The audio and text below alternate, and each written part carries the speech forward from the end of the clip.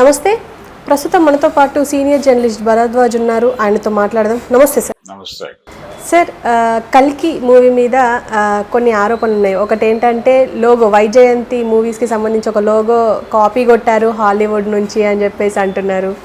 And promotions కూడా సరిగ్గా చేయడం లేదు అని చెప్పేసి కూడా మాట్లాడుతున్నారు. అసలు ఏంటంటారు సార్? అంటే లోగోకి సంబంధించి ఒక కలర్ కాంబినేషన్ వేరే వాళ్ళు ఒక హాలీవుడ్ ప్రొడక్షన్ హౌస్ చేసినటువంటి ఒక లోగో, అతన్ని వేసినటువంటి డిజైన్ తాలూకా కలర్ కాంబినేషన్స్ ఇవన్నీ ఇక్కడ కూడా వాడారు. అలాగే కొన్ని ఈ వైజయంతి మూవీస్ లోగో వచ్చి పాత లోగోనే, అది ఎన్టీ రామారావు గారు కృష్ణుడు గెటప్లో ఆయన శంఖం ఊత్తూ ఉంటాడు, అది మొదటి నుంచి వాళ్ళ కంపెనీ లోగో అదే. అయితే దానికి చిన్న నేపథ్యం మార్చారు ఈ సినిమా కోసం. ఆ మార్చిన నేపథ్యంలో వాళ్ళు వాడిన కలర్ కాంబినేషన్స్, అలాగే వాళ్ళు వాడినటువంటి కొన్ని స్కెచెస్ వేశారు వెనకాల, అవి దాన్ని పోలి ఉన్నమాట వాస్తవమే. అంటే ఈ లోగో డిజైన్ అనేది ఎవరికో అప్పచెప్తారు వీళ్ళు కంపెనీకి, వాళ్ళు ఎవరైనా దాన్ని ఇన్స్పిరేషన్తో చేస్తున్నా చేసి ఉండొచ్చు. ఇప్పుడు ఆ లోగో తీసేసి వాళ్ళు పాత లోగోని వాడుకునే, అంటే గతంలో ఈ మధ్యకాలంలో వాళ్ళు తీసిన సినిమాల్లో వాడిన లోగోని యాజ్ ఇట్ ఈస్గా ఇక్కడ వాడుకుంటే ఇబ్బంది ఏం లేదు, అది ఇష్యూ కాదు. కానీ వీళ్ళు ట్రైలర్లో దాన్ని చూపించడం వలన ఆయన నోటీస్ చేసి, పైగా ఇది పాన్ ఇండియా మూవీ మాత్రమే కాదు, ప్రపంచ మార్కెట్ని టార్గెట్ చేస్తున్న సినిమా కూడా కాబట్టి కొంత వీళ్ళు అబ్జర్వ్ చేసి, అంటే రకరకాల భాషల్లోకి వెడుతుంది, అది వెళ్ళటం వలన చూసి ఇదేదో నా డిజైన్ని కాపీ చేసినట్టున్నారే అని ఆయన అనుకున్నాడు, అంతే.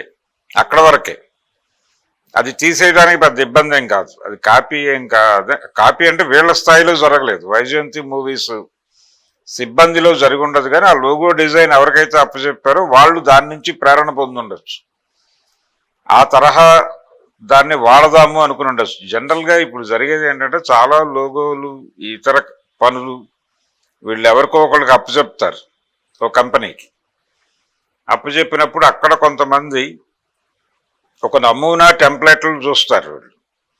ఆ నమూనా టెంప్లెట్లో ఏదో ఒకటి నచ్చుతుంది వీళ్ళకి, అట్లా ప్రేరణతో చేయటం అనేది చాలా ఎక్కువగా జరుగుతోంది డిజిటల్ ప్లాట్ఫామ్స్ మీద, డిజిటల్ వర్క్లో పర్టికులర్గా. లోగో డిజైనింగ్ ఇలాంటి వాటిల్లో పాత రోజుల్లో వీళ్ళు ఒక కాన్సెప్ట్ చెప్పేవాళ్ళు, ఒక ఆర్టిస్ట్ కూర్చుని వేసుకునేవాడు, ప్రపంచానికి వాళ్ళకి సంబంధం ఉండేది కాదు.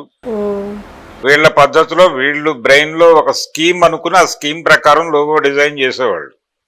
ఇప్పుడు ఆ పరిస్థితి పోయింది, రకరకాల ఇవి చూసే అవకాశం ఇంటర్నెట్లో అవైలబుల్గా వచ్చింది కాబట్టి వీళ్ళు ప్రపంచంలో జరుగుతున్నటువంటి రకరకాల డిజైన్స్ గమనించి వాటి ఇన్స్పిరేషన్తో వాటికి దగ్గరగా ఉండేలాగా, ఆ ఛాయల్లో ఉండేలాగా ఏదో ఒకటి చేసి పంపించేస్తున్నారు. వేగం పెరిగింది, రిఫరెన్సెస్ పెరిగాయి. ఈ రిఫరెన్సెస్ పెరగటము, వేగం పెరగటము, దాని తాలూకా ఎఫెక్టే ఇప్పుడు వైజయంతి లోగో. అయితే వైజయంతి లోగోలో ఎన్టీ రామారావు గారు ఉండటానికి కారణం ఆయనే పేరు పెట్టాడు దానికి. ఎన్టీ రామారావు గారే పేరు పెట్టాడు, ఆ బ్యానర్ పేరు వైజయంతి మూవీస్ అనేది ఆయన నామకరణం చేశాడు. కారణం ఏంటంటే ఈయన ఎన్టీఆర్ అభిమాని, అశ్విని దత్తు చాలా యంగ్ బాయ్, అప్పటికి డిగ్రీ కంప్లీట్ అయిన కొత్త. ఆయన వెళ్ళి మీతో సినిమా చేయాలనుకుంటున్నాను అని అడిగాడు. అడిగితే ఆయన ఏం చెప్పాడంటే, సినిమా అనేది అంత ఈజీ వ్యవహారం కాదు, ప్రతి సినిమా ఆడుతుందని గ్యారంటీ కూడా ఉండదు, నువ్వు ఖర్చు పెట్టి తీస్తావు. ఇప్పుడు నాతో సినిమా అంటే ఖర్చు పెట్టాల్సి వస్తుంది, పెడతావు, పెట్టిన తర్వాత అది గ్యారంటీగా వెనక్కి డబ్బులు వస్తాయనేది ఉండదు, ఆడొచ్చు ఆడకపోనువచ్చు. కాబట్టి ఈ ఏజ్లో ఈ రేంజ్ రిస్క్ నీకు అవసరమా, వెళ్ళిపో అని చెప్పాడు ఆయన. అలా కాదు అని ఈయన వెంటపడ్డాడు. ఈయన వెంటపడటం చూసి లాభం లేదని ఒకరోజు, నేను డేట్స్ ఇస్తాను నీకు, ఏ పేరుతో రాసుకోవాలి, నీ బ్యానర్ పేరు ఏమిటి అని అడిగాడు ఆయన. అడిగితే అది కూడా మీరే పెట్టండి, నాకు సంబంధం లేదన్నాడు ఆయన, అశ్విని దత్. అప్పుడు ఆయన ఆ రూమ్ లో కృష్ణుడి ఫోటో ఏదో ఉంటే కృష్ణుడి మెడలో వైజయంతి మాల ఉంటుంది. అది చూసి వైజయంతి మూవీస్ అని పెడుతున్నాను, నీకు ఏమన్నా అభ్యంతరమా అన్నట్టు. నాకేం అభ్యంతరం లేదు, మీరు ఏ పేరైనా పెట్టండి, డేట్స్ ఇవ్వండి చాలు అన్నాడు ఆయన. అప్పుడు వైజయంతి మూవీస్ అని రాసి ఆయన డేట్స్ కేటాయించడానికి ఆ సినిమా ఎదురులేని మనిషి 75లో రిలీజ్ అయింది. అప్పటి నుంచి ప్రస్థానం వెళ్ళదు. అంటే నిజానికి అంతకు ముందే ఒక సినిమా చేస్తున్నాడు ఆయన, భాగస్వామ్యం కూడా కాదు, ఆయనవే మేజర్ డబ్బులు వేరే వాళ్ళ పర్యవేక్షణలో చేశాడు. కె విశ్వనాథ్ గారి డైరెక్షన్లో ఓ సీత కథ అనే సినిమా ప్రారంభం ఆయనకి, అంటే అనుభవం కోసం చేశాడు అది. ఆ తర్వాత ఎన్టీఆర్ దగ్గరికి వెళ్ళాడు. ఎన్టీఆర్తో సినిమా చేయాలనేదే ప్రోగ్రాం. ఈయన మెడ్రాస్ వెళ్ళిందే ఎన్టీఆర్తో సినిమా చేయటం కోసం. అలా మొదలైంది.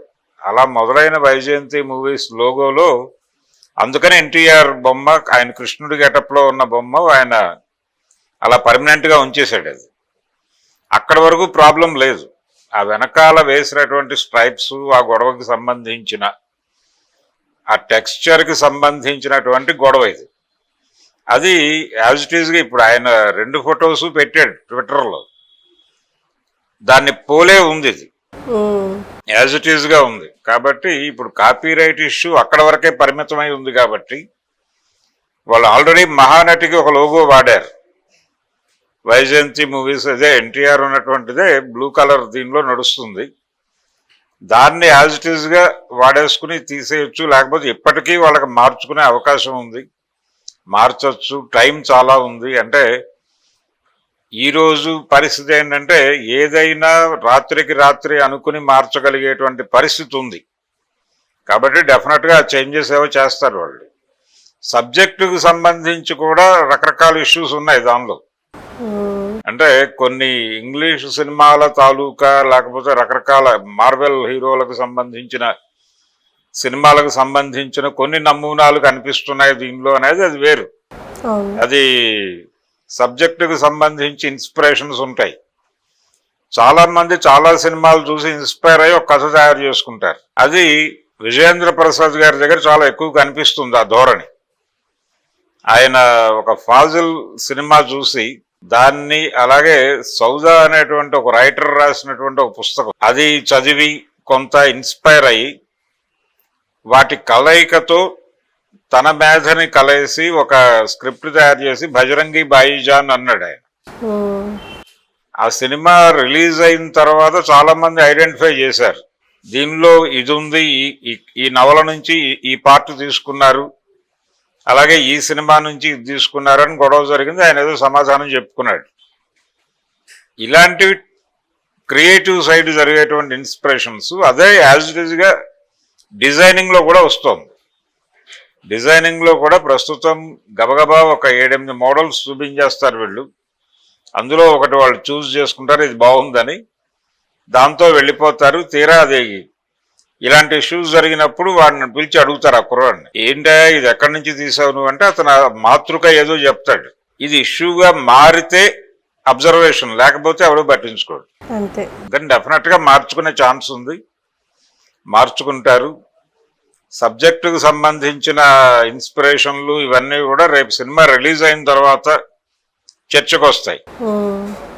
ఇది ప్రాథమికంగా ఇప్పుడు సినిమా రిలీజ్ అవబోతోంది, దానికి బజ్ లేదు అనేటువంటి ఒక అభిప్రాయంతో చాలా మంది ఉన్నారు. బజ్ వాళ్ళు వాంటెడ్ గానే క్రియేట్ చేయట్లేదు. సినిమా మీద హై ఎక్స్పెక్టేషన్స్ ఇచ్చేలాగా లీడ్స్ ఇవ్వటం ఇబ్బందికరం అనేది అశ్విని దత్ గారి అభిప్రాయం. అతిగా సినిమాని ప్రమోట్ చేయటం వలన ఇబ్బందులు ఉంటాయి. సినిమా ఏ రేంజ్లో వాళ్ళు, అంటే ఇప్పుడు ప్రస్తుతానికి దానికి ఉన్నటువంటి హైప్కి ఆడియన్స్ మూడ్ సెట్ అయి ఉంది. కల్కి సినిమా చూడటానికి ప్రజలు సిద్ధంగా ఉన్నారు అనేది అర్థమవుతోంది. బజ్ లేదు అనే చర్చ విపరీతంగా జరుగుతోందంటేనే దానికి బజ్ ఉన్నట్టు లెక్క. దానికి తోడు ఇలాంటివన్నీ యాడ్ అయితే నిజానికి ఇదేమీ ఇబ్బందికరమని వాళ్ళు అనుకోరు. కానీ దీనివల్ల ఒక డిస్కషన్ జరుగుతుంది. ఏదో లోగో కాపీ కొట్టారు, ఇంకా కంటెంట్లో ఎన్ని కాపీలు ఉన్నాయి, ఇవన్నీ మాట్లాడుకుంటారు. కాబట్టి ఈ డిస్కషన్ కావాలి. సినిమా మీద ఏదో చర్చ జరగాలి రోజు. ఆ చర్చ జరుగుతోంది ఆల్రెడీ. నిన్న అమితాబ్ బచ్చన్ గారు అశ్విని దత్ గారి పాదాభివందనం చేయటం అనే ఇష్యూ మీద చాలా చర్చ జరిగింది. ఇలా ఏదో ఒక టాపిక్ మీద రోజు ఒక డిస్కసివ్ పాయింట్ గా సినిమా మారుతోంది. కోరి ఇబ్బందులు ఎదుర్కోవడం సరైన పద్ధతి కాదు, మార్కెటింగ్ స్ట్రాటజీ కాదు అనేది. ఇలాంటి సినిమాలు డిజైన్ చేసినప్పుడు డెఫినెట్ గా వీళ్ళు మార్కెటింగ్ పీపుల్ తో కూడా కూర్చుంటారు. మార్కెటింగ్ పీపుల్ తో కూర్చుంటారు. చాలా దీని వెనకాల చాలా కసరత్తు జరుగుతుంది. గతంలో లేదు ఇదంతా. ఇప్పుడు స్ట్రాటజిస్టులు కూడా తయారయ్యారు. ఫిలిం ప్రమోషన్ కి సంబంధించిన స్ట్రాటజిస్టులు. ఇప్పుడు పొలిటికల్ పార్టీలకు ఎలాగైతే వ్యూహకర్తలు ఉన్నారో, సినిమా ప్రమోషన్ కి కూడా వ్యూహకర్తలు వచ్చేసారు ఇప్పుడు. సో వీళ్ళందరి సలహా సంప్రదింపుల మేరకే ఈ సినిమా ప్రమోషన్ నడుస్తుంది. ఎవరూ ఆందోళన పడాల్సిన అవసరం లేదు. అది ప్రాపర్ దిశగానే నడుస్తోంది. Okay okay sir, thank you. Thank you.